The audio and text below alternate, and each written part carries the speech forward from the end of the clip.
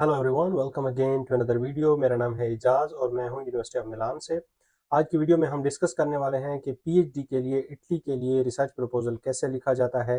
इस वीडियो में मैं डिस्कस करूंगा कि सबसे पहले रिसर्च प्रपोजल कैसे लिखा जाता है, फिर जो कमेटी एवेलुएट करती है वो कैसे करती है, किन पॉइंट्स की बुनियाद पे करती है और कैसे आपकी एवेलुएशन को स्कोर करती है। इसी तरह फिर आखिर में मैं डिस्कस करूंगा कि कौन से कामयाब रिसर्च प्रपोजल हैं। उनमें से मैं कुछ टेम्पलेट आपके साथ शेयर करूंगा और कुछ प्रपोजल शेयर करूंगा जो ऑलरेडी अप्रूव्ड हो चुके हैं और वो स्टूडेंट ऑलरेडी स्टडी कर रहे हैं। और इसी तरह फिर उसके ऊपर हम क्रिटिकल एनालिसिस करना सीखेंगे कि रिसर्च प्रपोजल जब आप बना लेंगे उसको रिफाइन करने के लिए, उसको पॉलिश करने के लिए उसके ऊपर क्रिटिकल एनालिसिस कैसे करेंगे और फिर हम उसको ओवरकम कैसे करेंगे और इसका पैटर्न क्या होगा और इसकी तमाम डिटेल आज इस वीडियो में आपको मिलेंगी। ये सेशन जो है थोड़ा लंबा हो सकता है, बहुत ही ज़्यादा डिटेल में चीज़ें डिस्कस करूंगा, मे बी ऑलमोस्ट 1 आवर का हो सकता है। और ये मैं सेशन आपको क्यों करा रहा हूँ उसकी वजह यह है क्योंकि ऑलरेडी मैंने 3 मंथ का ट्रेनिंग सेशन किया है जिसमें हमने मेनली फोकस किया है रिसर्च प्रपोजल को, कि इटालियन यूनिवर्सिटीज़ में रिसर्च प्रपोजल पीएचडी के लिए कैसे लिखा जाता है और यहाँ की जो टीचर्स की, प्रोफेसर्स की कमेटीज़ होती हैं वो कैसे आपके रिसर्च प्रपोजल को एवेलुएट करती हैं। तो उन तमाम 3 मंथ का जो निचोड़ है वो मैं आपके साथ शेयर करूंगा और मुझे उम्मीद है कि अगर आप ये वीडियो पूरी देखेंगे, पीएचडी एप्लीकेंट्स और अपना रिसर्च प्रपोजल बनाएंगे तो डेफिनेटली वो कामयाब हो जाएंगे। और वो लोग जिनके डिपार्टमेंट जो है वो रेलेवेंट टू बायोटेक्नोलॉजी हैं, प्लांट ब्रीडिंग, प्लांट जेनेटिक्स, जो मैं आगे डिटेल में शेयर करूंगा प्रेजेंटेशन में, अगर उससे रेलेवेंट आपके डिपार्टमेंट्स हैं तो डेफिनेटली आप मुझे भी सेंड कर सकते हैं और मैं इंशाल्लाह आपको रिव्यू करके जो भी उसके ऊपर एक रिपोर्ट होगी वो बना के आपको साथ में शेयर कर दूंगा, तो आप डेफिनेटली उसको मजीद इम्प्रूव और पॉलिश कर सकते हैं। ये वीडियो जो है ये टोटली मेरे ट्रेनिंग सेशन की बेस के ऊपर है जो हमने ऑलरेडी ट्रेनिंग सेशन मुकम्मल कर लिया है। सिर्फ और सिर्फ ये ट्रेनिंग सेशन था रिसर्च प्रपोजल के ऊपर जिसमें हमें ऑलमोस्ट 3 मंथ्स लगे हैं इसको पढ़ते हुए, प्रैक्टिस करते हुए, प्रेजेंट करते। वो इन्फॉर्मेशन है, अंदर की इन्फॉर्मेशन है जो मैं आपके साथ शेयर करूंगा, जिसमें डिफरेंट प्रोफेसर्स ने हमें गाइड किया है, उसके साथ साथ प्रैक्टिस की है एंड ऑल दैट। तो मुझे उम्मीद है कि इससे आपको बहुत ज़्यादा फायदा होगा।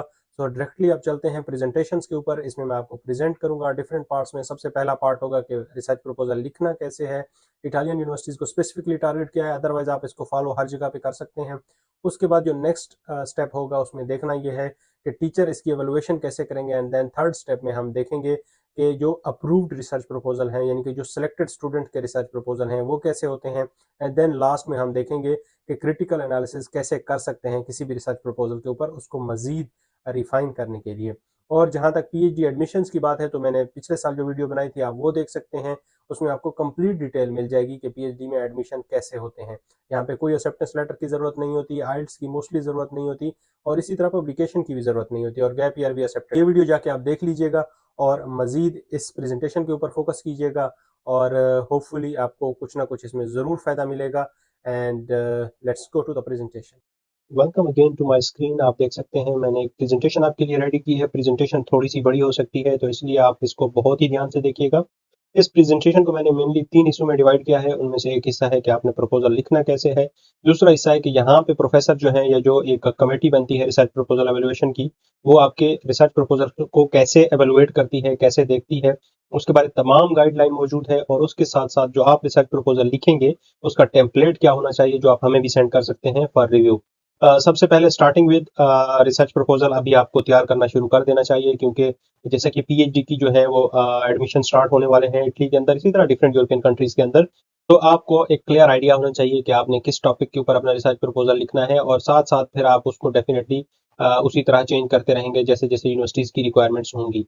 पीएचडी इटली के अंदर एडमिशन लेना बहुत ही आसान है अगर आपके पास अच्छा रिसर्च प्रपोजल हो, क्योंकि जो रिसर्च प्रपोजल आपका है वो 40% आपका वेटेज कैरी करता है आपकी टोटल प्रोफाइल का। तो स्टार्ट करते हैं सबसे पहले कि रिसर्च प्रपोजल को लिखना कैसे है एंड देन आगे के जो भी हमारे 3 हिस्से हैं उनको हम आहिस्ता आहिस्ता करते जाएंगे। तो अगर आप इंटरेस्टेड है पीएचडी के लिए तो इस वीडियो को पूरा देखिएगा। लगता है कि आपकी तमाम कंफ्यूजन जो है वो इस वीडियो में क्लियर हो जाए। अगर फिर भी आपकी कोई कंफ्यूजन रह जाती हैं तो डेफिनेटली आप मुझे कॉन्टेक्ट कर सकते हैं, अपने कमेंट्स कर सकते हैं और मैं कोशिश करूंगा कि जब भी टाइम मिले तो मैं आपको रिस्पॉन्ड भी कर सकूं। अब चलते हैं नेक्स्ट स्लाइड के ऊपर और देखते हैं कि क्या है। सबसे पहले रिसर्च प्रपोजल रिव्यू के लिए कौन कौन से टॉपिक हमें आप सेंड कर सकते हैं। अगर आपके ये टॉपिक हैं, ये 7 टॉपिक हैं, ठीक है, इनसे रिलेटेड अगर आपकी कोई भी रिसर्च प्रपोजल है या आपकी डिग्री इनसे रिलेटेड है, जैसे आप पढ़ सकते हैं यहाँ पे मैंने 7 टॉपिक मेंशन किए हैं, ये मेरी स्पेशलिटीज हैं या मेरे साथ जो लोग हैं उनकी स्पेशलिटीज हैं, तो इसलिए हम सिर्फ इन 7 टॉपिक से रिलेटेड अगर कोई भी आपका रिसर्च प्रपोजल है तो हम इसकी एवेलुएशन आपको करके दे देंगे। अब इस एवेलुएशन में आप देखेंगे कि हम आपके रिसर्च प्रपोजल को प्रॉपरली क्रिटिकली एनालाइज करेंगे, साथ में कमेंट्स देंगे, सजेशन देंगे, अगर स्ट्रेंथ होगी तो वो मेंशन करेंगे, अगर वीकनेसेस होगी तो वो मेंशन करेंगे। वो हम एक प्रॉपर पीडीएफ फॉर्मेट में आपको हम उसका क्रिटिकल एनालिसिस करके दे देंगे, और वो जो क्रिटिकल एनालिसिस होगा वो इस तमाम एक्टिविटी जो हमने पिछले 3 महीनों में रिसर्च प्रपोजल के ऊपर की है उस सबको कवर करते हुए उसका एक निचोड़ समझ लीजिए वो होगा। तो अब अगर आपका इनमें से कोई भी रेलेवेंट रिसर्च प्रपोजल है तो डेफिनेटली आप अपने सब्जेक्ट में डेफिनेटली ये जरूर मेंशन कीजिएगा प्लीज के research proposal review, and then इस ईमेल के ऊपर आप मुझे सेंड कर सकते हैं पीडीएफ फॉर्म में या वर्ड फॉर्म में, व्हाटएवर जो भी आप चाहेंगे वही कर लें। करने के बाद हम इंशाल्लाह कुछ ही दिनों में आपके रिसर्च प्रपोजल को प्रॉपर एनालाइज करेंगे और उसके बाद एक प्रॉपर रिपोर्ट बना के आपको भेजेंगे, और हम उम्मीद करते हैं कि इंशाल्लाह आपका जो प्रपोजल बना होगा जो हम उसके ऊपर रिपोर्ट आपको देंगे, अगर वो चीजें आप क्लियर कर लेंगे तो डेफिनेटली डेफिनेटली इटली के अंदर एटलीस्ट मुझे पूरी उम्मीद है कि आपका एडमिशन रिसर्च प्रपोजल की वजह से रिजेक्ट नहीं होगा, बाकी अगर कोई इशू ना बना तो। So starting with research proposal लिखना कैसे है। अब आ जाते हैं सबसे पहली स्लाइड के ऊपर। ये मैंने एक आउटलाइन दी हुई है कि रिसर्च प्रपोजल में क्या क्या चीजें होती हैं। सबसे पहले आपने टॉपिक को चूज करना है, जो कि बहुत ही कॉमन चीजें हैं ये जो मैंने मेंशन की हैं, लेकिन आगे मैं इनको डिटेल में डिस्कस करने वाला हूँ। सबसे पहले आपने टॉपिक चूज करना है, फिर उसके ऊपर आपने रिसर्च करनी है। अब रिसर्च से यहाँ मुराद ये नहीं है कि आपने लैब में जाके कोई रिसर्च करनी है, इस रिसर्च से मुराद ये है कि आपने गूगल स्कॉलर हो गए, उसी तरह डिफरेंट जो भी और टूल्स हैं उनके ऊपर आपने बिब्लियोग्राफिक रिसर्च करनी है। फिर उसके बाद आपने अपना प्रपोजल बना लेना है, फिर इसको रिव्यू रिफाइन करना है, जो कि मैं नेक्स्ट पार्ट में डिस्क्राइब भी करूंगा डिटेल में कि हमने जो रिसर्च प्रपोजल आपको दिखाया है, जो अभी आपको हम एंड में दिखाएंगे, उस रिसर्च प्रपोजल को हमने कैसे क्रिटिकली एनालाइज किया और वो प्रॉपरली अप्रूव्ड है। ऐसे नहीं है कि हम सिर्फ उसको क्रिटिकली एनालाइज करके आपको दिखा रहे हैं, बल्कि वो प्रॉपरली उसको मैंने खुद प्रेजेंट किया है डिफरेंट प्रोफेसर के सामने और वो प्रॉपरली अप्रूव्ड है।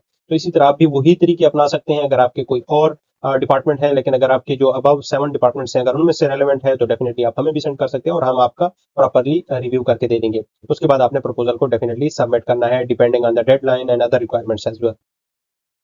अब आ जाते हैं कि कंपेलिंग प्रोजेक्ट प्रपोजल या रिसर्च प्रपोजल जो है वो क्या हो सकता है। कंपेलिंग जो आपका रिसर्च प्रपोजल है वो क्या हो सकता है।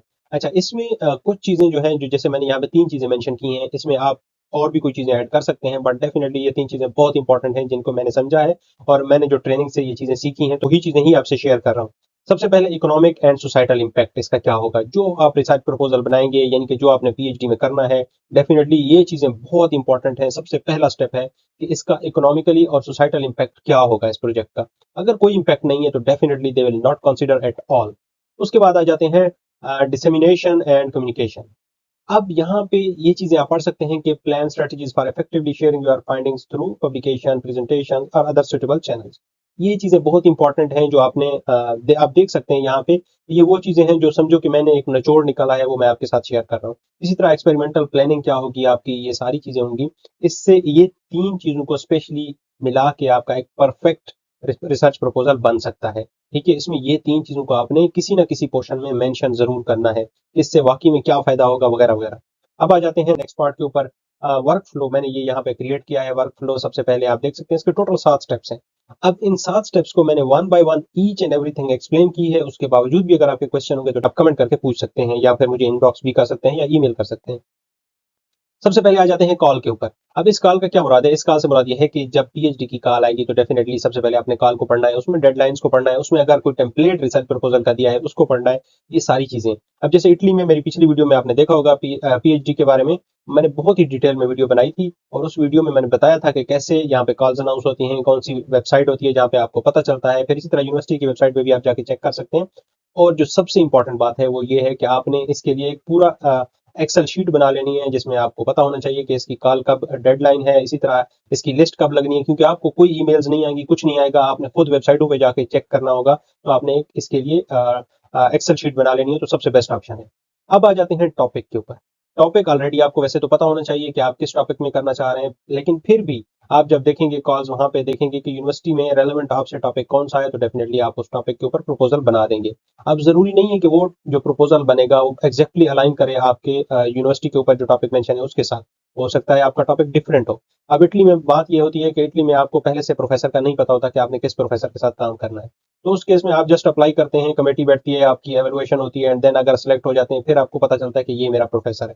क्यों? क्योंकि उससे पहले आपने इस तरह से कोई ना कॉन्टैक्ट करना होता है, ना कुछ और करना होता है। तो इटली का प्रोसेस इस हवाले से थोड़ा-सा डिफरेंट है। अब आ जाते हैं तीसरे पार्ट के ऊपर जिसमें आपने बिब्लियोग्राफिक रिसर्च करनी है। अब जैसे आपको काल का पता चल गया, आपको टॉपिक का पता चल गया, अब आपने उस टॉपिक के ऊपर रिसर्च करनी है।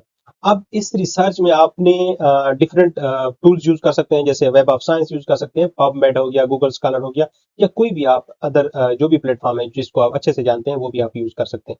अब इस रिसर्च से क्या मुराद था? इस रिसर्च से ये मुराद था कि आपने वो स्पेसिफिक टॉपिक सर्च करना है, फिर उससे रिलेटेड जितने भी साइंटिफिक पेपर्स होंगे। अब ये जो चौथा पार्ट है ये उससे रेलेवेंट है। अब जैसे आप जब रिसर्च कर रहे होंगे तो आप यहाँ पे ऐसे एनालाइज करेंगे कि कोई ना कोई गैप किसी ना किसी पार्ट्स में मौजूद है। अब अगर किसी भी साइंटिफिक रिसर्च में कोई गैप मौजूद है तो डेफिनेटली वो आपके लिए गोल्डन अपॉर्चुनिटी हो सकती है कि आप उसी गैप को कवर करने के लिए फिर उसके ऊपर आप अपना प्रपोजल बना दें। अब प्रपोजल जो बनता है वो ऑलरेडी कोई पब्लिश्ड पेपर्स या पब्लिश्ड वर्क के ऊपर नहीं बनता है। आपने उसको एनालाइज करना है, आपने देखना है कि उसके अंदर कौन से गैप हैं, या आपने उसको क्रिटिकली एनालाइज करके चीजें देखनी है और फिर अपना एक प्रपोजल बनाना है। अब उसके बाद आपने प्रपोजल को ड्राफ्ट करना है। अब ड्राफ्ट कैसे करना है ये सारी डिटेल मैं आपको आगे शेयर करूंगा। उसके बाद आपने इसको इम्प्रूव करने के लिए, रिफाइन करने के लिए इसको प्रूफ रीड करवाना है, या रिव्यू करवाना है, या खुद करना है। जैसे आप आगे आप देखेंगे अगले पोर्शन में मैं एक्सप्लेन भी करूंगा कि रिव्यू कैसे करते हैं, रिफाइन कैसे करते हैं, सारी डिटेल्स वो आपको समझ आ जाएंगी कि एनालाइज आपने खुद कैसे करना है। यहाँ की जो कमेटी है वो क्या क्या चीजें आपके प्रपोजल में देखती है, तो वो सारी चीजें आपको आइडिया हो जाएंगी कि कैसे आपने अपने पेपर को, रिसर्च प्रपोजल को इम्प्रूव करना है। उसके बाद डेफिनेटली आप सबमिट कर सकते हैं अपने प्रपोजल को, डिपेंडिंग के डेडलाइन कब है वगैरह वगैरह, बाकी सारी चीजें जो भी आपकी डॉक्यूमेंटेशन पूरी हो जाएगी। अब आ जाते हैं नेक्स्ट पार्ट के ऊपर। अब नेक्स्ट पार्ट में आप देख सकते हैं सबसे पहले मैंने स्टेप 1 में जो कॉल थी उसके ऊपर हमने डिस्कशन थोड़ी सी कर लेनी है। अब जो कॉल है इसका ये मतलब है कि यूनिवर्सिटी के ऊपर कॉल आएगी। ये जो इटालियन की वेबसाइट है जिसके ऊपर मेंशन होता है कि तमाम पीएचडी की कॉल्स आती हैं, वो आपने एक दफा पढ़ लेनी है, उसको डिटेल में पढ़ना है, पीडीएफ वर्जन में मौजूद होगी। आपने एक दफा पढ़ना है, उसकी रिक्वायरमेंट्स को देखना है, उसके ऊपर कोई अगर आपको टेम्पलेट दिया हुआ है प्रपोजल लिखने का तो डेफिनेटली आपने वो देखना है। आपने इसी तरह डेडलाइंस देखनी है, और लिस्ट कब लगेगी इनिशियल, और फिर इंटरव्यू वगैरह कब होंगे, ये सारी डिटेल आपने एक दफा पढ़ लेनी है कॉल्स के ऊपर। ये कॉल जो है ये डेफिनेटली आपके लिए भी इंपॉर्टेंट होगी। इसी तरह जब आप इस चीज को पढ़ेंगे तो आपको क्लियर आइडियाज होंगे कि आपका टॉपिक कौन सा हो सकता है पॉसिबल, और फिर कब कब आपकी इंपॉर्टेंट डेडलाइंस होंगी। उसके बाद आ जाते हैं नेक्स्ट स्टेप में, चूजिंग योर रिसर्च टॉपिक। अब यहाँ पे 3 पॉइंट्स मैंने मेंशन किए हैं, इनमें से आप कुछ भी कर सकते हैं। यूनिवर्सिटी फोकस एक तो ऐसा होगा कि आपके कुछ टॉपिक्स ऐसे होंगे जो कि यूनिवर्सिटी फोकस पे होंगे। तो अब क्या होगा कि choose a topic that align with the university's research strength and areas of specialization. क्योंकि यूनिवर्सिटी ने कुछ चीजें मेंशन की होंगी, वो तो उन्होंने खैर जनरल इस तरह से टॉपिक मेंशन किए होते हैं, बट आपने उसको स्पेसिफिकली चीजों को फोकस रखना है। अपना जो टॉपिक है वो उससे काफी ज्यादा रेलेवेंट होना चाहिए। इससे क्या होगा? इससे ये होगा कि जो कमेटी आगे बैठेगी उनको आसानी होगी आपकी एवेलुएशन करने में, तो ये बहुत अच्छी चीज है। अब आ जाते हैं एकेडमिक एक्सपर्टीज के ऊपर। अब ऐसी बात नहीं है कि आप कोई ऐसा टॉपिक सेलेक्ट कर लें जो आपकी प्रीवियस डिग्रीज या प्रीवियस एजुकेशन या आपकी प्रीवियस कैपेबिलिटीज से बिल्कुल ही अलग थलग हो। तो इस केस में आपने ये भी ध्यान रखना है कि आपने अपनी जो एकेडमिक बैकग्राउंड है उसको अलाइन करना है उस टॉपिक के साथ। इसी जगह पे अप्लाई ना करें जहां पे आपका टॉपिक मिल ही ना रहा हो, या आप जबरदस्ती उसको अलाइन करने की कोशिश करें, तो उस केस में डेफिनेटली इशू हो सकता है। अब आ जाता है तीसरा portion, that is actually a research gap. अब जब आप टॉपिक अपना सेलेक्ट कर रहे होंगे तो आपने अपने हरगिज हरगिज उन टॉपिक्स के ऊपर काम नहीं करना जिनके ऊपर ऑलरेडी रिसर्च हो चुकी है। आपने उनमें गैप्स देखने हैं, अपने डिफरेंट पेपर्स का क्रिटिकल एनालिसिस करना है। अब जब क्रिटिकल एनालिसिस करेंगे तो डेफिनेटली उस केस में आपको गैप्स का आइडियाज होगा, और फिर आपने उन गैप्स को जो आपने फाइंड किए हैं उनको दोबारा से सर्च आउट करना है। और फिर भी अगर आपको लगे कि ये गैप वाकई में मौजूद है रिसर्च के अंदर, तो डेफिनेटली आप फिर उस टॉपिक के साथ जा सकते हैं। ये बहुत इंपॉर्टेंट 3 स्टेप्स थे जो आपने फॉलो करने हैं अपने टॉपिक को सिलेक्ट करते हुए। अब आ जाते हैं नेक्स्ट पार्ट के ऊपर। अच्छा, यहाँ पे आप देख सकते हैं फाउंडेशन ऑफ लिटरेचर रिव्यू। अब लिटरेचर रिव्यू कैसे करना है? सबसे पहले आपको पता होना चाहिए कि आपने कौन से डिफरेंट पोर्टल्स यूज कर रहे हैं। जैसे मैं प्रेफर पर्सनली करता हूँ वेब ऑफ साइंस, पबमेड और गूगल स्कॉलर। मैं इन चीजों को प्रेफर करता हूँ ज्यादा। और आप वट जो भी आपके प्रेफरेंसेस हैं आप वही टूल्स यूज करें और डिफरेंट पेपर्स पढ़ना शुरू कर दें। इसमें कोशिश करें आप पीयर रिव्यूड आर्टिकल्स को पढ़ें, बुक्स को पढ़ें, स्टडी करें, क्योंकि आप जितना ज्यादा स्टडी करेंगे उतना ज्यादा आपका अप टू डेटेड वर्जन में रिसर्च प्रपोजल लिखा जाएगा। ये इनिशियल स्टेप है आपके प्रपोजल को लिखने के लिए। जो इसमें प्रो टिप है वो मैं आपको देता चलूं, वो आपने स्टे अप टू डेट। अब जो रिसेंट पब्लिकेशंस होंगी उन स्पेसिफिक टॉपिक्स के ऊपर आपने उनको तो जरूर ही जरूर पढ़ना है, और आपने देखना है कि आया कि वो तो आपका जो भी आपने रिसर्च टॉपिक सेलेक्ट किया है वो तो आपके रिसर्च टॉपिक को कवर नहीं कर रही, और अगर नहीं कर रही तो डेफिनेटली उससे आपको कुछ ना कुछ इन्फॉर्मेशन जरूर मिलेगी। तो आपने ये चीज बहुत लाजमी चेक करनी है, और रिसर्च प्रपोजल लिखते हुए आपने इस तमाम चीजों को जहन में रख के अपना रिसर्च प्रपोजल तैयार करना है। अब आ जाते हैं ऑर्गेनाइज अप्रोच। अब सबसे पहले जब आपने फाइंड कर लिया अपना टॉपिक, उसके बाद आपने अपनी रिसर्च वगैरह करना स्टार्ट कर दी या रिसर्च आपने कर दी, फिर उसके बाद जो रिसेंट पब्लिकेशन थी उनके ऊपर भी काम कर लिया, तो उसके बाद आपने थर्ड स्टेप पे आना है, वो है अपनी जो फाइंडिंग्स हैं, जो आपने डाटा कलेक्ट किया है, या जो आपने मेथडोलॉजीज वगैरह चेक की हैं, रिजल्ट्स, नॉलेज गैप्स, एवरीथिंग आपने उनको सबसे पहले कैटेगराइज कर लेना है। ठीक है, अब कैटेगराइज कैसे करेंगे? सबसे पहले आप देखेंगे कि आपकी जो रिसर्च होगी उसकी फाइंडिंग्स क्या हो सकती हैं, आपकी मेथडोलॉजीज क्या हो सकती हैं, फिर आपके पॉसिबल रिजल्ट्स क्या हो सकते हैं। इसी तरह फिर जो गैप आया था वो कौन सा गैप था, पॉसिबल गैप था। इसी तरह फिर आप अपना जो रेफरेंसेस होंगे, जिसको बिब्लियोग्राफिक रेफरेंस भी बोलते हैं, तो आप डिफरेंट टूल्स के साथ प्रॉपरली दे सकते हैं, जिसमें प्रॉपरली आपका हर रेफरेंस में डीओआई मेंशन होना चाहिए। अब डीओआई मेंशन होने से क्या मुराद है? इससे मुराद ये है कि वो जो डीओआई कोड होता है वो होगा, तो उससे क्या होगा, डायरेक्टली अगर किसी प्रोफेसर को कोई भी कंफ्यूजन होगी तो वो डायरेक्टली आपके उस रिसर्च पेपर के ऊपर जा सकेगा और फौरन से वो चीजें वहां से एक्सट्रैक्ट कर सकेगा।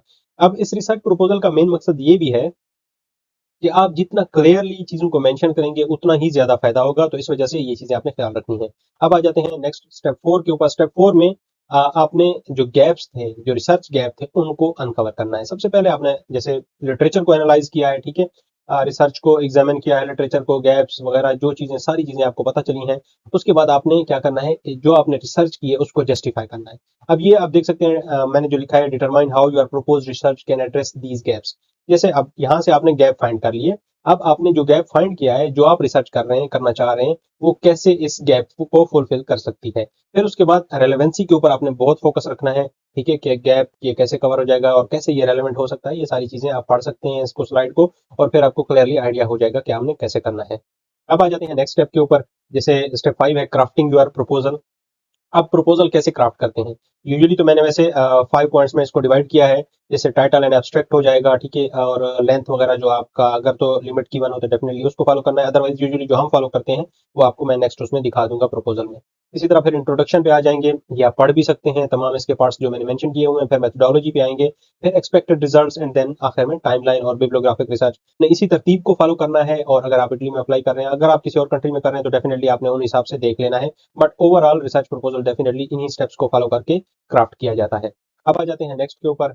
यहाँ पे आपने अपने प्रपोजल को रिफाइन कैसे करना है। रिफाइन करने के लिए डेफिनेटली दो तीन तरीके हैं, या आप किसी और से रिव्यू करवा लें, उसका फीडबैक ले लें, या फिर दूसरा यह है कि आप खुद इसको रिवाइज करें, रिव्यू करें बार बार, और बहुत सी चीजें करें, और फिर प्रूफ रीड एंड पॉलिश वगैरह करें, तो आपका प्रपोजल जो है वो एक्यूरेट हो जाएगा और प्रॉब्लम फ्री हो जाएगा। तो आप इसी तरह डिफरेंट मेथड्स यूज कर सकते हैं, किसी से रिव्यू करवा सकते हैं, अगर आपके टॉपिक रेलेवेंट है तो आप हमें भी सेंड कर सकते हैं डेफिनेटली। और अगर आपके कोई और टॉपिक है तो डेफिनेटली फिर आप कोशिश करें किसी सीनियर के साथ डिस्कस करें, उनके साथ रिव्यू करवाएं, और फिर डेफिनेटली आपको क्लियरली आइडिया हो जाएगा। अच्छा, अब मैंने यहाँ पे कुछ चीजें मेंशन कर दी हैं कि रिव्यू एंड रिफाइनमेंट जो है वो किस तरह से आप कर सकते हैं। सबसे पहले रिव्यू रिफाइन में आ जाए तो वो, मैंने लिखा है कि critically evaluate your proposal, seeking feedbacks from peers और मेंटोर्स फॉर कंस्ट्रक्टिव क्रिटिसिज्म। उसके बाद एडिट एंड इम्प्रूव। डेफिनेटली आपने जो भी आपको यहाँ से फीडबैक मिला तो आप उसको यहाँ पे यूज कर सकते हैं। अगर आपकी लैंग्वेज जो आपने लिखा हुआ है वो साइंटिफिक नहीं है या प्रोफेशनल नहीं है तो डेफिनेटली उसको चेंज कर सकते हैं। स्ट्रक्चर में कोई इशू है तो वो भी चेंज कर सकते हैं, वगैरह वगैरह। इसी तरह जो बहुत इंपॉर्टेंट पार्ट होता है किसी भी प्रपोजल के अंदर, वो होता है यहाँ की फिगर्स, टेबल्स, डायग्राम्स, या इस तरह की कोई चीज। अगर आप वो यूज कर रहे हैं तो डेफिनेटली आप कोशिश करें बहुत अच्छे तरीके से, क्लियरली एक्सप्लेन होनी चाहिए, इन्हांस्ड होनी चाहिए वो आपकी, और वो समराइज्ड होनी चाहिए आपके डिफरेंट डाटा को। यानी कि अगर आपकी किसी भी प्रपोजल को देखने के लिए अगर कोई बंदा आपकी फिगर्स, टेबल्स या डायग्राम्स को देख ले तो उसको समझ आ जानी चाहिए कि आप असल में क्या कहना चाह रहे हैं इस पूरे प्रपोजल के अंदर। तो इसको इतना ही ज्यादा आपने क्लियर रखना है। आपने लास्ट स्टेप के ऊपर जो कि है सबमिटिंग योर प्रपोजल, आप सबमिटिंग से पहले आपने डेफिनेटली डबल चेक करना है डॉक्यूमेंट्स की रिक्वायरमेंट्स क्या हो सकती हैं, और यूनिवर्सिटी में क्या क्या चीजें मेंशन थी जो कि आपको पूरी करनी थी।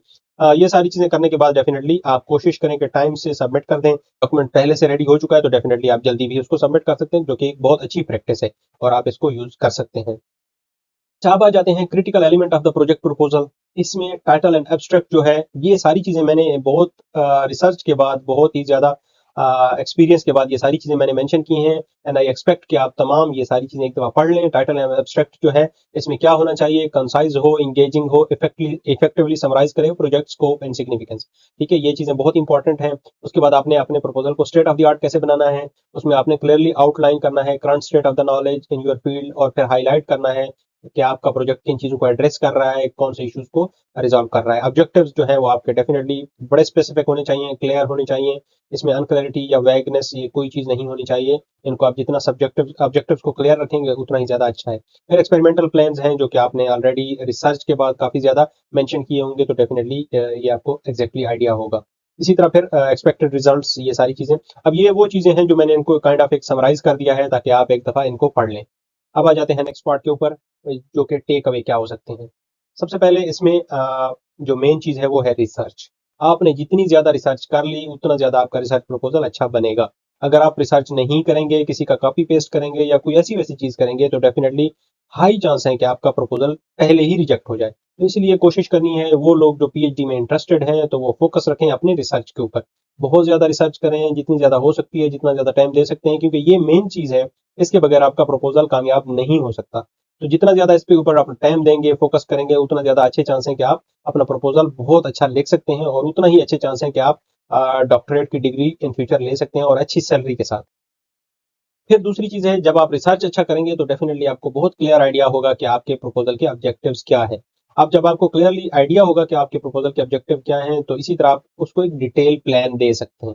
ठीक है, उसमें आपको फिर क्लियरली पता होगा कि मैंने मेथोडोलॉजीज कौन सी यूज करनी है, मेरा हाइपोथेसिस क्या होगा, वगैरह वगैरह। वो जो सारी चीजें हैं, वो ये मेन जो चीज है रिसर्च, एंड देन फिर उसके बाद जब ऑब्जेक्टिव आपके क्लियर हो जाएंगे, फिर आप डिटेल प्लान दे सकते हैं कि मेरे रिसर्च प्रपोजल में प्लान क्या है। फिर उसके बाद डेफिनेटली जब आप लिखेंगे तो उसको प्रॉपर प्रोफेशनल और साइंटिफिक लैंग्वेज, या जो भी आपका रेलेवेंट डिपार्टमेंट है उस तरह से मेंशन करेंगे, उस तरह से लिखेंगे। ये नहीं हो सकता कि आप बहुत ही कॉमन लैंग्वेज में इसको लिखना शुरू कर दें। तो डेफिनेटली आप पीएचडी के लिए आ रहे हैं, इसका मतलब ये है कि आप जब आएंगे तो डेफिनेटली आपने पब्लिकेशंस भी करनी है। तो अगर आप बेसिक ही लैंग्वेज यूज करेंगे लिखने के लिए, तो that's also not a good idea. उसके बाद डेफिनेटली इन चीज़ों को फॉलो करें तो आप एक अच्छा सक्सेसफुल प्रपोजल लिख सकते हैं, और प्रपोजल लिखने के बाद डेफिनेटली उसमें कामयाब हो सकते हैं इंशाल्लाह। अब आ जाते हैं one of the most important part. ये वो पार्ट है जिसके बारे में कोई आपको इन्फॉर्मेशन नहीं देगा, और ये मैं आपको इसलिए इन्फॉर्मेशन दे रहा हूँ क्योंकि हमने तकरीबन 3 मंथ का वर्कशॉप किया है रिसर्च प्रपोजल के ऊपर, और ये वो चीज़ें हैं जो अभी मैं मेंशन करने लगा हूँ अगली 5-7 स्लाइड्स में। ये वो इन्फॉर्मेशन है, वो चीज़ें हैं जो कमेटी आपके प्रपोजल को देखने के बाद एवेलुएशन जिसकी बेस के ऊपर करती है। तो ये आपको समझना इतना ही ज़रूरी है जितना आप रिसर्च प्रपोजल लिखने के ऊपर मेहनत करेंगे। फिर आपको इससे आइडिया होगा कि रिसर्च प्रपोजल जो आपने लिखा है, कमेटी उसको किस नज़र से देखती है, कमेटी उसके ऊपर क्या क्रिटिकल एनालिसिस करती है, ये सारी चीज़ें आपको यहाँ से पता चलेंगी। ये बहुत इंपॉर्टेंट पार्ट है इस प्रेजेंटेशन का। अब अगर आप इसको गौर से देखेंगे तो डेफिनेटली मुझे पूरी उम्मीद है कि आपके पास कोई क्वेश्चन नहीं रह जाएगा कि आपका प्रपोजल अच्छा नहीं बना, या आप प्रपोजल अच्छा नहीं लिख सके, या आप इटली में सेलेक्ट नहीं हो सके। आई एम होपफुल अगर आप इन चीज़ों को फॉलो करेंगे तो डेफिनेटली डेफिनेटली आप आराम से नेक्स्ट ईयर इटली में होंगे, और आप डॉक्टरेट की डिग्री परसू कर रहे होंगे। अब स्टार्ट करते हैं। सबसे पहला जो पार्ट है वो आपका असेसमेंट क्राइटेरिया। अच्छा, इसमें जो आपने रिसर्च प्रपोजल मेंशन किया है उनको 3 हिस्सों में यहाँ पे डिवाइड कर लें। इसमें 40% जो है वो आपका रिसर्च प्रपोजल है, वो मैटर करता है। ठीक है, और उसके बाद नॉलेज यूटिलाइजेशन आपने कैसे की है वो 20% वेटेज है उसकी। फिर कैंडिडेट क्वालिटी कितनी है वो भी 40% है। ठीक है, ये आप पढ़ सकते हैं इन चीज़ों को बार बार, जैसे आप दिल करे पढ़ें इसको, और इसको इन चीज़ों को समझें। तो ये एक्चुअली इनर इंफॉर्मेशन है, जो कमेटी है वो ये चीज़ें देख रही होती है और आपकी एवेलुएशन कर रही होती है। आई एम होपफुल कि आपको चीज़ें समझ आ रही होंगी जो मैं कहना चाह रहा हूँ असल में। तो ये वही चीज़ें हैं जो कमेटी आपके रिसर्च प्रपोजल एंड प्रोफाइल को देखने के बाद एवेलुएशन करेगी। अब आ जाते हैं साइंटिफिक क्वालिटी असेसमेंट। अच्छा, इसमें ना कुछ चीज़ें बहुत इंपॉर्टेंट हैं, वो ये हैं कि की एलिमेंट्स हैं जो जिनके ऊपर आपकी पूरी एवेलुएशन डिपेंड कर रही होगी। जैसे अगर रिसर्च प्रपोजल आपने लिख लिया है, ठीक है, उसमें वो चेक करेंगे चैलेंजिंग कंटेंट क्या है, टॉपिक ओरिजिनलिटी है नहीं है। जैसे कुछ लोग कॉपी पेस्ट करेंगे, किसी और का लेंगे, या कोई और पेपर लेके उसको हल्का फुल्का चेंज करेंगे, तो डेफिनेटली उनको बड़ा क्लियरली आइडिया हो जाएगा, क्योंकि बहुत ही एक्सपीरियंस प्रोफेसर की कमेटी बैठती है। तो इस वजह से इन चीज़ों का आपने ख्याल रखना है। ये आपके लिए फायदेमंद है। अगर आप इसमें मेहनत कर लेंगे तो डेफिनेटली आप कामयाब हो जाएंगे, और अगर आप गुजारा करने की कोशिश करेंगे तो डेफिनेटली ये बहुत क्लियर आइडिया है कि आप कामयाब नहीं हो सकते। तो जितना आप मेहनत करेंगे अपनी एप्लीकेशन के ऊपर, उतना ही अच्छे चांस हैं आपके पास कि आप का एडमिशन हो जाएगा। और उसके अलावा कोई आपको क्वेश्चन नहीं बचता है कि आपका एडमिशन क्यों नहीं हुआ अगर आपने मेहनत कर ली। अब देख सकते हैं टॉपिक ओरिजिनलिटी है, ये बहुत ही बेसिक चीजें हैं जो आपको पता होनी चाहिए। इनोवेटिव साइंटिफिक एलिमेंट्स कौन से यूज किए हैं आपने। फिर उसके बाद पोटेंशियल फॉर एडवांसमेंट, ये बहुत इंपॉर्टेंट है, जो मैंने पीछे पीछे भी डिस्कस किया था। ये वही चीज है कि आपका प्रपोजल जो है उसमें क्या क्या क्वालिटीज होनी चाहिए, ये वही सारी चीजें। फिर उसके बाद जो आपने मेथोडोलॉजी डिस्कस की हुई है, क्या वो इफेक्टिव है नहीं है, ये सारी चीजें वो देखेंगे। और उसके बाद इंटरनेशनल इंपॉर्टेंस इसकी क्या हो सकती है, यानी कि ग्लोबल इंपॉर्टेंस क्या हो सकती है इस प्रोजेक्ट की जो आपने मेंशन किया है, तो ये सारी चीजें देखेंगे। ये एलिमेंट्स को मद्देनजर रखते हुए जो प्रोफेसर्स की कमेटी बैठेगी वो क्या चीज फोकस कर रही होगी, वो आपके रेलेवेंस देख रही होगी, ओरिजिनलिटी को देख रही होगी, इनोवेटिव एस्पेक्ट्स को देख रही होगी, और उसके बाद इफेक्टिवनेस क्या होगी उसकी, मेथोडोलॉजी वगैरह की, ये सारी वही इंफॉर्मेशन है जो ये एलिमेंट्स मेंशन किए हैं। अब उन्होंने सिंगल सिंगल मेंशन किए हैं, और अगर इनको कंबाइन कर लें तो ये एक आपको आइडिया हो जाएगा कि कमेटी का जो फर्स्ट फोकस होगा वो क्या होगा। तो आपके रिसर्च प्रपोजल में ये चीजें क्लियर है नहीं है, अगर नहीं है तो डेफिनेटली आप एक्सपेक्ट नहीं कर सकते हैं कि आपकी सिलेक्शन हो जाए। डेफिनेटली आपने ये वो चीजें हैं जो आपने अपने प्रपोजल में यूज करनी है, यूटिलाइज करनी है। ये वो सारी इंफॉर्मेशन है जो शायद भी आपको नहीं दे रहा होगा, लेकिन क्योंकि मैंने ये काम किया है तो इस वजह से मुझे ये सारी अंदर की इंफॉर्मेशन है, इस वजह से मैं आपके साथ शेयर कर रहा हूँ। अब आ जाते हैं नॉलेज यूटिलाइजेशन के ऊपर। अब नॉलेज यूटिलाइजेशन में मैंने मेनली 3 पॉइंट्स ही डिस्कस किए हैं, जिसमें पोटेंशियल है, इंप्लीमेंटेशन है, एवेल्युएशन फोकस है। अब पोटेंशियल में क्या क्या मुराद है इससे, इससे मुराद ये है कि क्या कंट्रीब्यूशन है उसकी other academics area, society, organization, जो आपने प्रपोजल अपना दिया है उसमें है नहीं है। और इम्प्लीमेंटेशन से यही मुराद है, डेफिनेटली आपको पता ही है कि क्या ये फ्यूचर में इम्प्लीमेंट हो सकता है, इतना इसका पोटेंशियल है कि नहीं है। और उसके बाद एवेल्युएशन फोकस क्या है। तो ये सारी वही चीजें हैं, बेसिक चीजें हैं जो आपको पता होनी चाहिए। ये जो कमेटी है ये इन चीजों को देख रही होती है। अब कमेटी जो है वो 3 to 5 प्रोफेसर की होती है, तो वो हर कोई अपनी अपनी अलग रिपोर्ट आपके प्रपोजल के ऊपर बनाता है। तो वो उन्होंने यही यही पॉइंट जो मैंने मेंशन किए हैं यहाँ पे, एग्जैक्टली यही पॉइंट उन्होंने देखने हैं।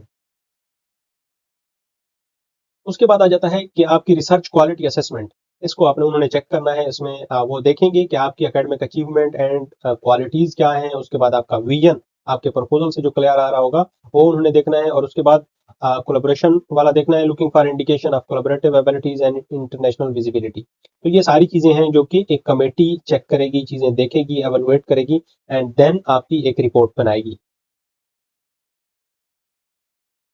अच्छा, अब यहाँ पे आप देख सकते हैं रिव्यू प्रोसेस गाइडलाइन है, जिसमें आप देख सकते हैं ब्रॉड कमेटी कंसंट्रेशन है। Remember that assessments committee has a diverse disciplinary composition. अच्छा, इससे क्या मुराद है, इससे मुराद ये है कि हो सकता है कि जो आपका स्पेसिफिक टॉपिक है वो किसी के लिए बिल्कुल न्यू हो, तो उस केस में आपने अपने टॉपिक को ऐसे रखना है कि तो वो हर किसी के लिए क्लियर हो। लाइक कोई भी प्रोफेसर जो है वो आपके टॉपिक को अच्छे से जानता है तो डेफिनेटली बहुत अच्छी बात है, अगर नहीं भी जानता हो तो उनको भी इतना क्लैरिटी जरूर होनी चाहिए कि वो आपके प्रपोजल को अच्छे से समझ सकें। ये ना हो कि आप ओवर कम्प्लेक्स करते जाएं चीजों को, जिसकी वजह से शायद हो सकता है कि प्रोफेसर को समझ ना आए और वो उसको डिवैल्यू कर दें।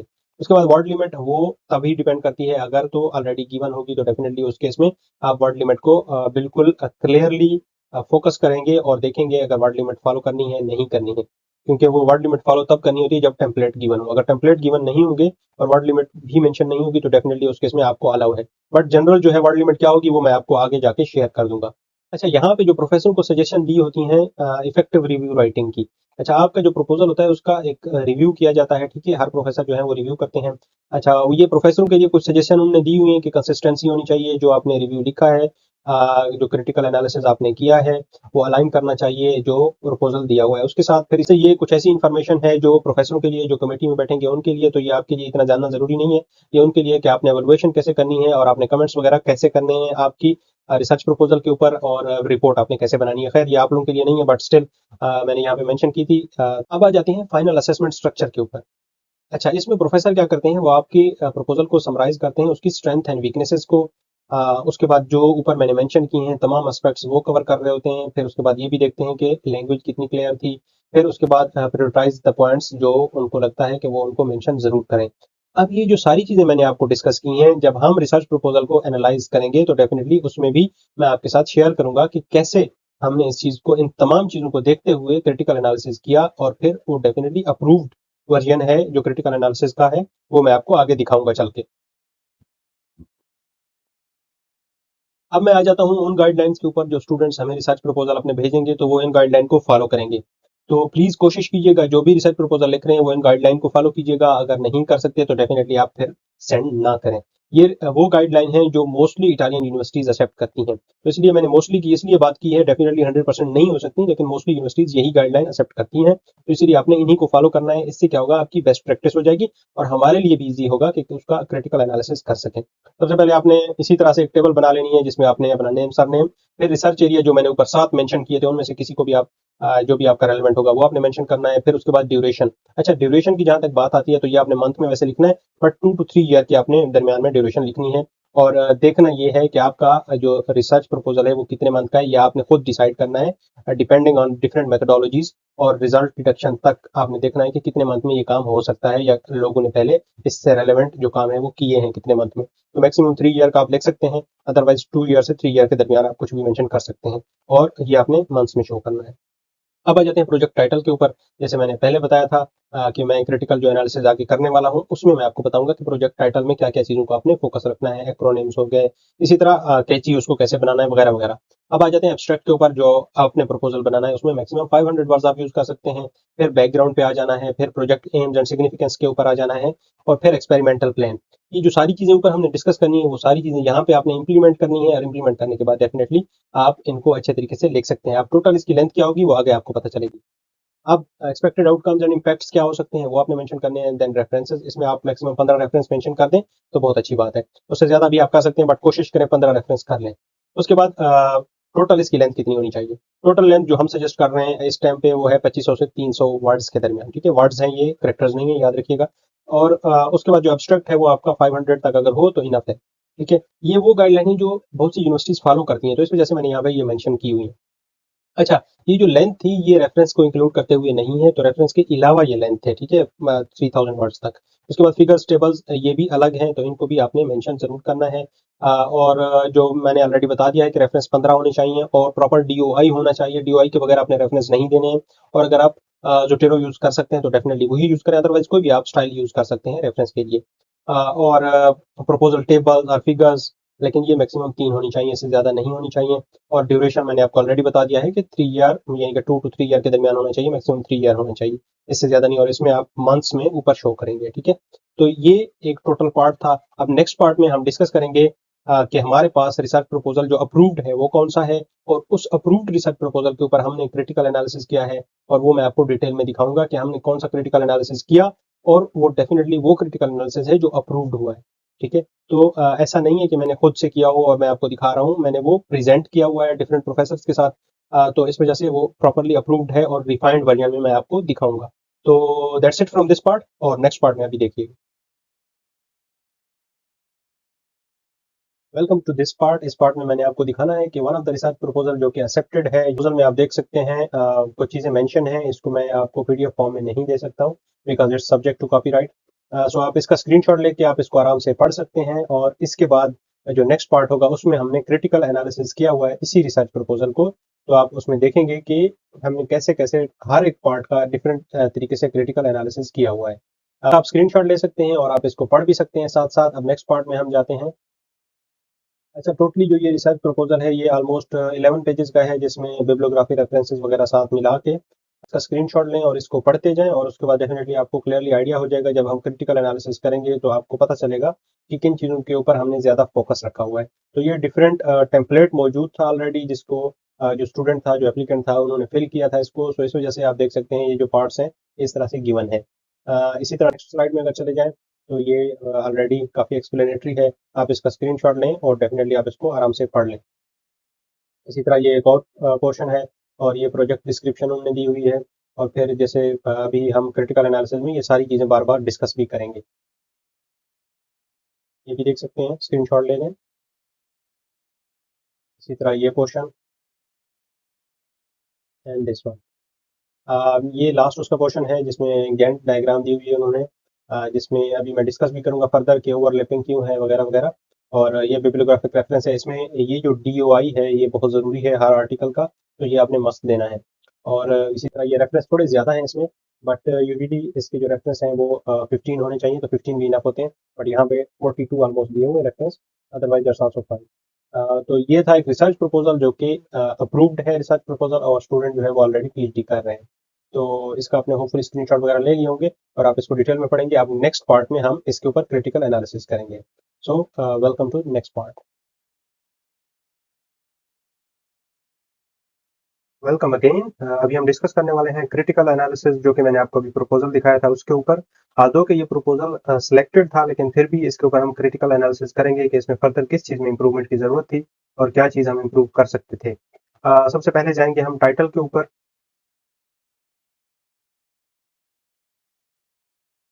तो सबसे पहले हम आ जाते हैं टाइटल के ऊपर। तो टाइटल में आप देख सकते हैं जो ऑलरेडी टाइटल गिवन था वो था antimicrobial resistance in honey bee resistome profiling and spread by horizontal gene transfer.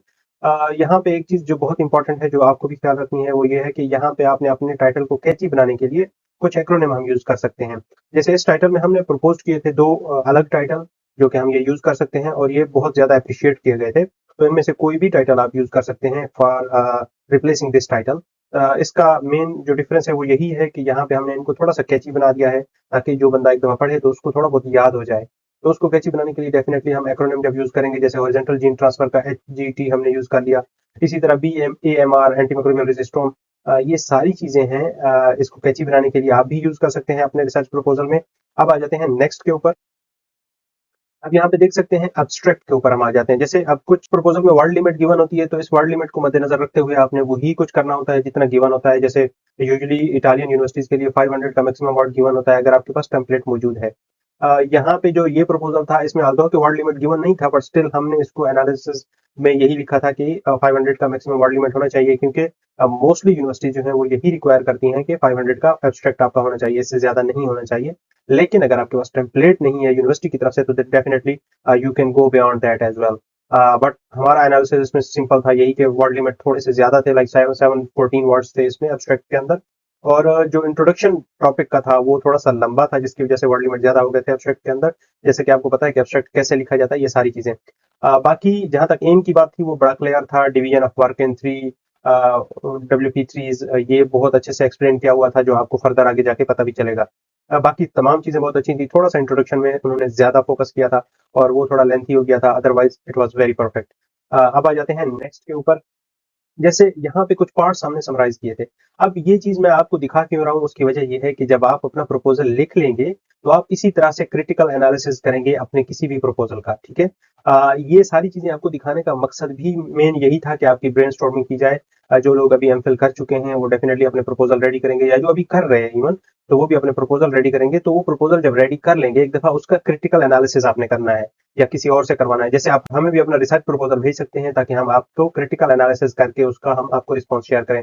जैसे उसमें हम आपकी स्ट्रेंथ हो सकता है हम आपको बताएं, या उसमें से वीकनेसेस अगर होंगी तो वो बताएंगे, या इस तरह से हम एक एवेलुएशन करके आपको बता सकेंगे कि कौन सा आपका रिसर्च प्रपोजल का पार्ट जो है वो बहुत ज्यादा स्ट्रांग है और कौन सा थोड़ा बहुत वीक है, या सजेशन क्या हो सकती है। अब जैसे हमने इस को हाईलाइट किया है, आप देख सकते हैं ये पार्ट जो था ये समराइज कर रहा था प्रोजेक्ट को, बट इसमें एक्सप्लिसिटी स्टेट नहीं की गई थी कि रिसर्च ये नावल कैसे है। जैसे हमने पिछली प्रेजेंटेशन में डिस्कस किया था कि आपका जो टॉपिक है वो नोवेलिटी उसमें होनी चाहिए।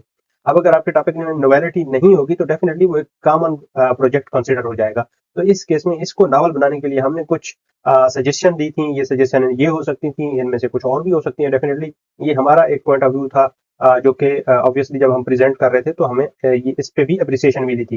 तो वो ये बात प्रोफेसर भी मान रहे थे कि हाँ, इसमें थोड़ा सा वैग आइडियाज बयान किए गए हैं, बट ऑल्दो ओवरऑल बहुत अच्छा एक टॉपिक है। सो ये हमारी सजेशन थी, जो प्रोफेसर वगैरह ने भी एडमिट की थी। अब जो है नेक्स्ट स्लाइड के ऊपर आप देख सकते हैं, स्टेट ऑफ द आर्ट था, वेल रिटन था, फोकस्ड था, और on the opposite side there were some parts which were vague unclear. सो अब हम बात कर लेते हैं उनमें से कौन कौन से पार्ट्स थे। जैसे अब ये देख सकते हैं आप, AMR, ARB and ARG are well explained. ये कुछ ऐसे पार्ट्स थे जो बहुत अच्छे से एक्सप्लेन किए हुए थे। और कुछ ऐसे पार्ट्स थे like presence of other words is good because it let you understand clearly the direction of the research. ठीक है, तो ये जो कुछ और चीजें उन्होंने एक्सप्लेन साथ साथ की थी, वो उनकी रेलेवेंसी शो कर रही थी, वो हमें क्लियर कर रही थी, डायरेक्शन दे रही थी कि हम रिसर्च में क्या करने वाले हैं। ये कुछ ऑब्जर्वेशन थी जो हमने मेंशन की हैं, ये आप पढ़ भी सकते हैं, आप इनको समझ भी सकते हैं। रिसर्च प्रपोजल पढ़ने के साथ साथ आप इस चीज को भी एक दफा देख लीजिएगा। अब आ जाते हैं ऑब्जेक्टिव्स के ऊपर। अब इसमें थोड़ा सा इशू था, जैसे अब मैंने पिछली स्लाइड में बताया है कि कुछ पार्ट्स उसके वैग थे, यानी कि अनक्लियर थे। तो इसमें से एक पार्ट ऐसा था, जो ऑब्जेक्टिव का पार्ट था, वो थोड़ा बहुत डायरेक्टली रिटर्न नहीं था, वो थोड़ा बहुत अनक्लियर था। ठीक है, उसमें कुछ ना जनरल आइडियाज बयान किए हुए थे। तो इस केस में हमने थोड़ी सी सजेशन दी थी और इसकी लेंथ के हवाले से भी सजेशन दी थी थोड़ी सी लेंथ में। जैसे हमने सजेशन दी थी कि reduce the part that describe the insect work, in particular the reference to other work, this is okay to explain from how the research starts but it's not the research itself. तो ये हमारी एक छोटी सी suggestion थी। आप इसको किसी और तरीके से भी देख सकते हैं। डेफिनेटली ये एक जो ग्रुप होता है उसकी सजेशन होती हैं इसमें। डेफिनेटली ये open to any kind of critical analysis as well. तो आप इसको चेंज भी कर सकते हैं, आप इसमें कुछ और भी मेंशन कर सकते हैं, ये it's up to you totally. अब आ जाते हैं नेक्स्ट पार्ट के ऊपर। अच्छा, इसमें आप देख सकते हैं कि हम जब इसका क्रिटिकल एनालिसिस कर रहे थे तो हम स्पेसिफिकली पार्ट्स को मेंशन कर रहे थे। ठीक है, ऐसा नहीं था कि हम अंधाधुंध जो है वो लिखते जा रहे थे, बट हमने स्पेसिफिकली रिसर्च प्रपोजल के अंदर जो पार्ट्स थे जो हमें लग रहा था कि उनके ऊपर हम कुछ अपना एनालिसिस दे सकते हैं, तो हमने उनको स्पेशली मेंशन किया और उसके बाद हमने उनके साथ साथ सजेशन भी दिए। अब ये आप पढ़ सकते हैं इसमें जो AMR को extensively, but may be this part could be condensed to focus on honey bee specific AMR research. ये हमारी एक ऑब्जर्वेशन थी जो हमने दी और उसके बाद हमने सजेशन क्या दी। जैसे ये आप देख सकते हैं हमने ये एक सजेशन दी थी। तो it's also open for any kind of critical analysis as well. अब आ जाते हैं ऑब्जेक्टिव्स के ऊपर। ऑब्जेक्टिव यहाँ पे आप देख सकते हैं क्लियर हैं बट क्वांटिफाइबल नहीं है। आपसे WP1 जो है वो dedicated to monitor the resistome profile of honey bee sampled in different location of northern Italy, लेकिन इसमें क्वांटिफिकेशन नहीं की हुई थी। ठीक है, उसकी क्वांटिफिकेशन के आप एग्जांपल यहाँ पे देख सकते हैं, जैसे हमने यहाँ पे रिफ्रेज किया था। क्यों? क्योंकि हनी बी पॉपुलेशन जो है across 8 to 10 northern Italian location and correlate these with the pesticide residue level as well। यहाँ पे ये चीजें मेंशन नहीं थी। अब क्वांटिफिकेशन नहीं थी, जैसे अब उन्होंने ओवरऑल एक मेंशन कर दिया था कि इटली के अंदर डिफरेंट नॉर्दर्न पार्ट्स, अब उसमें 8 to 10 नॉर्दर्न इटालियन लोकेशन हैं और फिर डेफिनेटली उन्होंने ये भी डिस्कस नहीं किया था कि पेस्टिसाइड रेजिड्यू लेवल्स। तो इस वजह से हमारा थोड़ा सा इसमें एनालिसिस डिफरेंट था। हम कह रहे थे कि ये क्वांटिफाइबल नहीं है और डेफिनेटली ये चीजें भी जो हमारे प्रोफेसर थे वो एडमिट कर रहे थे कि हाँ ये चीजें वाकई में हैं। तो इसी तरह से आपने, मेरा बार बार कहने का यही मतलब है कि आपने जब अपना प्रपोजल लिख लेना है तो उसको एनालाइज इस तरह से करना है। कुछ प्रपोजल डेफिनेटली हम भी एनालाइज कर देंगे आपके। अब आ जाते हैं एक्सपेरिमेंटल प्लान के ऊपर।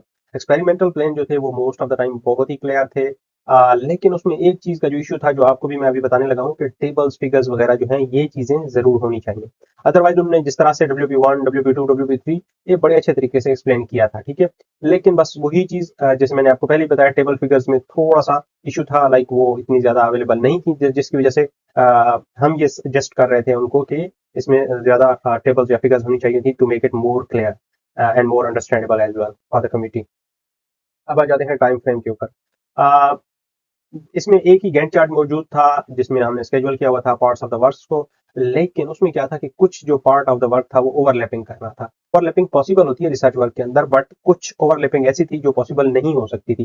जैसे अगर आपका किसी एक में रिजल्ट अभी तक आया ही नहीं और आप उसको ओवरलैप करेंगे तो डेफिनेटली उस केस में इशू हो सकता है।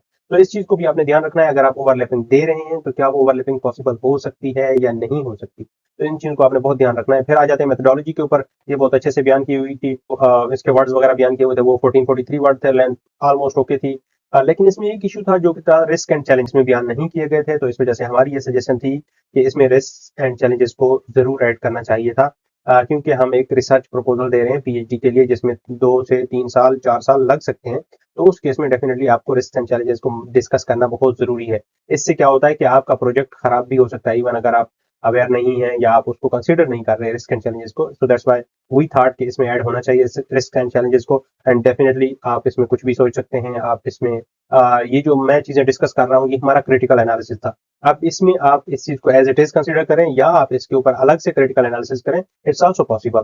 तो ये चीजें बिल्कुल open to any critical analysis होती हैं। अब आ जाते हैं एक्सपेक्टेड रिजल्ट्स के ऊपर। एक्सपेक्टेड रिजल्ट जो इस रिसर्च प्रपोजल में थे वो बहुत ही क्लियर थे एंड उसमें से कुछ चीजें जो हमने सजेस्ट की थी वो थी कि इम्पैक्ट जो है वो डायरेक्टली रिटर्न नहीं था, यानी कि इम्पैक्ट उसका क्लियर नहीं था। जैसे मैंने पिछली स्लाइड्स में डिस्कस किया है कि आपका रिसर्च प्रपोजल जो है वो इम्पैक्टफुल होना चाहिए। ठीक है, तो ये हमारी कुछ सजेशन थी, जैसे advancing the AMR research through insect field understanding HGT dynamics and bees can be potential vector for AMR spread, so more regulation on the use of pesticides। ये articulate prediction thing for each WPs directly speaks about the। यहाँ पे देखते हैं हम कि graphical aspects के ऊपर बात करेंगे। अब ये वो चीजें हैं जो मैं चीजें बार बार डिस्कस कर रहा हूँ, ये वो चीजें हैं जो आपने भी इसी तरह, जैसे मैंने ग्राफिकल एस्पेक्ट्स को कवर किया, बिब्लियोग्राफी को, इसी तरह पीछे जो मैंने बाकी सारी चीजें कवर की हैं तो आपने भी इसी तरह यही चीजें ग्राफिकल एस्पेक्ट्स आपने देखनी है अपने रिसर्च प्रपोजल के, फिर बिब्लियोग्राफी देखनी है, फिर जो पीछे हमने डिस्कस की हैं वन बाय वन वो सारी चीजें आपने उसी तरह से ही एक्सप्लोर करनी है, उनका क्रिटिकल एनालिसिस करना है एंड देन आपने फाइनलाइज करना है अपना रिसर्च प्रपोजल। अब जैसे ग्राफिकल एस्पेक्ट्स में इनका बहुत ही कम था, लाइक गैंट टेबल एक गिवन थी और एक फ्लो चार्ट गिवन था। तो इसमें हम यही सजेस्ट कर रहे थे कि मजीद आप टेबल्स वगैरह कुछ चीजें ऐड करना चाहें तो that would be a good option. इससे क्या होता है कि एक जो कमेटी बैठती है उनको क्लियर आइडियाज हो जाते हैं। इसी तरह बिब्लियोग्राफी में यहाँ पे तो खैर बिब्लियोग्राफी बहुत ज्यादा दी हुई थी, लाइक 42 रेफरेंसेस थे। अगर आपके पास लिमिट है तो डेफिनेटली आप उतने ही देंगे। जैसे यूजुअली 15 की रेफरेंस की लिमिट होती है तो आप 15 रेफरेंस पे ही तवज्जो रखें तो ज्यादा बेहतर होता है। और फिर डेफिनेटली आपका जो रेफरेंस है बहुत अच्छे तरीके से अपने रेफरेंस स्टाइल देना है। अगर आपको जोटेरो यूज करना था तो वो बहुत अच्छा एक मेथड है उसको रेफरेंस देने का। तो डीओआई आपका हर रेफरेंस में होना चाहिए, इस चीज को आपने बहुत खास ख्याल रखना है। और इसी तरह नेक्स्ट पार्ट में एक्यूरेसी में आ जाते हैं। तो एक्यूरेसी ऑलमोस्ट ये बहुत एक्यूरेट था, अलाइन था, करंट स्टेट ऑफ नॉलेज, इसमें तमाम चीजें कवर थी। एंड इसमें एक चीज जो हमने मेंशन की है वो थी proposal doesn't critically address potential limitation और चैलेंजेस, जो कि मैंने पीछे भी मेथोडोलॉजी में बताया था कि लिमिटेशन और चैलेंजेस वगैरह को, रिस्क और चैलेंजेस वगैरह को उन्होंने इतना मेंशन नहीं किया था। तो इस वजह से हमने ये चीज यहाँ पे मेंशन की है। Otherwise all the things were very accurate as well. उसके बाद इंग्लिश पे आ जाते हैं। तो इंग्लिश इनकी क्लियर थी, प्रोफेशनल थी और अप्रोप्रिएट साइंटिफिक टर्मिनोलॉजीज यहाँ पे यूज की हुई थी। तो आप इन चीजों को देख सकते हैं। ये था टोटल एनालिसिस। इसी तरह आपने वन बाय वन तमाम चीजों को कवर करना है जब आपने एक बार रिसर्च प्रपोजल लिख लेना है। ये जो जो टॉपिक्स थे, एक्यूरेसी, इंग्लिश या पीछे जो भी मैंने डिस्कस किए हैं, इन तमाम चीजों को आपने one by one research proposal में चेक करना है। और अगर आप हमें सेंड करेंगे, जो हमने टॉपिक्स मेंशन किए उनसे रिलेटेड अगर कोई आपके प्रपोजल हैं, अगर हमें सेंड करेंगे तो हम भी इसी तरह से आप उसका क्रिटिकल एनालिसिस करके आपको देंगे। और ये जो क्रिटिकल एनालिसिस है ये अप्रूव्ड है by some of the professor here at university of Milan. तो ऐसी बात नहीं है कि हमने खुद से लिखा हुआ है, ये प्रॉपर अप्रूव्ड है, प्रेजेंटेड है। और इसीलिए हम यही सजेस्ट कर रहे हैं आपको कि अगर आपका हमसे रेलेवेंट फील्ड में कोई भी आपका रिसर्च प्रपोजल है तो डेफिनेटली आप हमें शेयर कर सकते हैं और फिर फर्दर हम उसको एनालाइज करके आपको इसी तरह से एक रिपोर्ट बना के भेज देंगे। डेफिनेटली इस पर थोड़ा सा टाइम लग सकता है बट अदरवाइज इंशाल्लाह हम कोशिश करेंगे कि टाइम टू टाइम आपको ये वापस इसका रिस्पॉन्स मिल जाए। तो that's it from this presentation.